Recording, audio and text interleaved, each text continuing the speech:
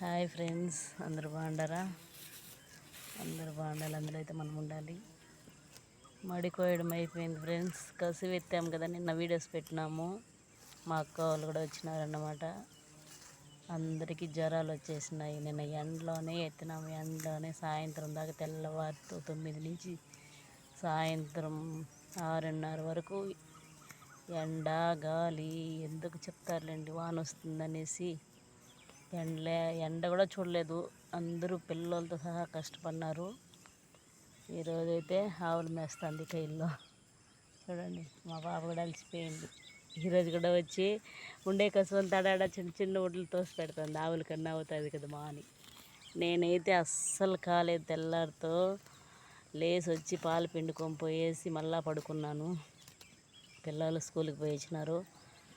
నా వల్ల కాలేదు. కాళ్ళంతా నొప్పులు, ఒళ్ళంతా సుస్థ అయిపోయిందన్నమాట. చూస్తా అంటే నమ్మకం మీకు అర్థమవుతుంది. ఓకేనా? నచ్చినట్టయితే బాయ్.